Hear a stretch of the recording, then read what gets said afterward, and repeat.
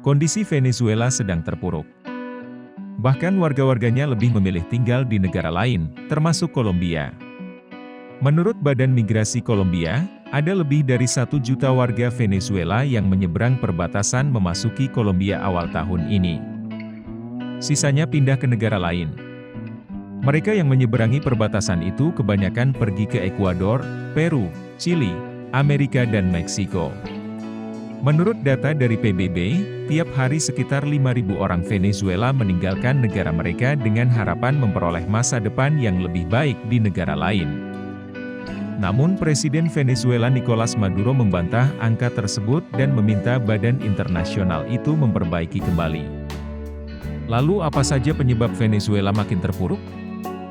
Turunnya ekspor minyak.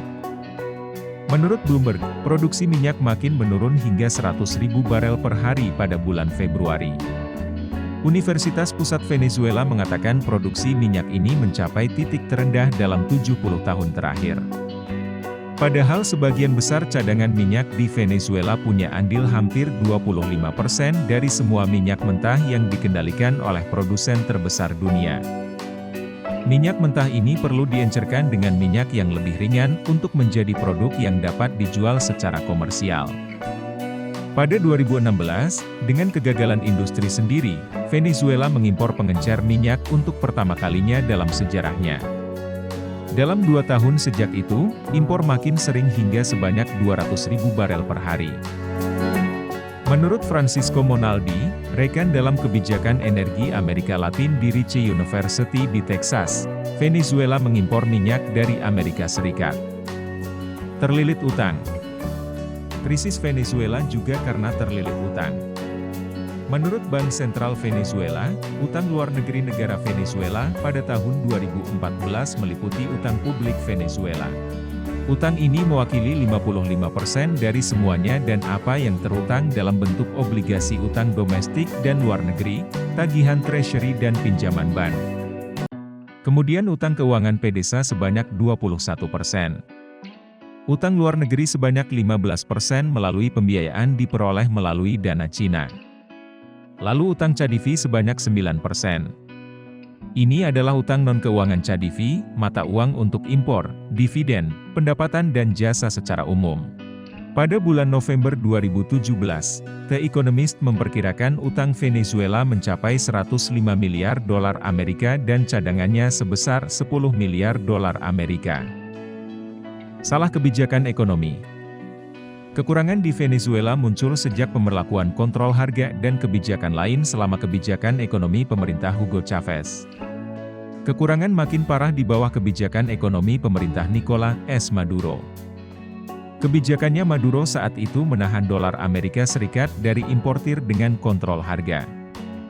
Kekurangan terjadi pada produk yang diregulasi, seperti susu, berbagai jenis daging, ayam, kopi, beras, minyak, tepung terigu, harga mentega, dan juga kebutuhan dasar seperti kertas toilet, produk kebersihan pribadi dan obat-obatan. Sebagai akibat dari kekurangan ini, warga Venezuela harus mencari makanan. Mereka harus menunggu antrean berjam-jam untuk bisa mendapat makanan. Inflasi naik tajam. Inflasi di Venezuela tetap tinggi sejak kepresidenan Chavez dan menjelang akhir masa jabatannya. Tingkat inflasi pada tahun 2014 mencapai 69% dan merupakan yang tertinggi di dunia. Angka tersebut kemudian meningkat menjadi 181% pada tahun 2015, 800% pada tahun 2016, 4.000% pada tahun 2017 dan 833,997% pada Oktober 2018. Pada November 2016, Venezuela memasuki periode hiperinflasi.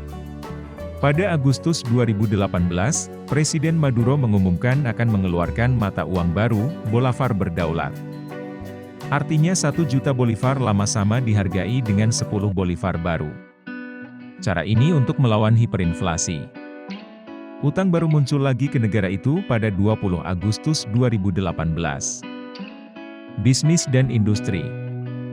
Krisis Venezuela juga berimbas pada sektor bisnis dan industri, salah satunya maskapai penerbangan internasional.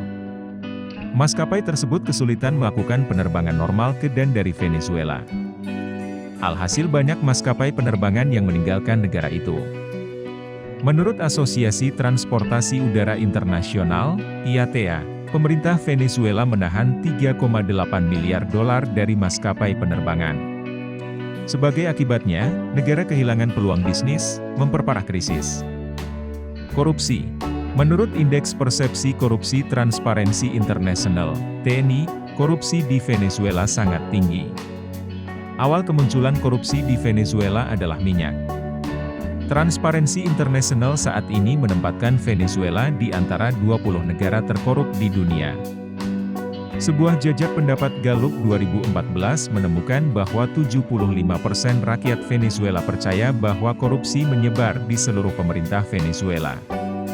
Negara itu dulunya adalah negara yang kaya di Amerika Latin. Tetapi sistem yang korup bersama dengan jatuhnya harga minyak mendorong negara itu ke dalam krisis politik dan ekonomi.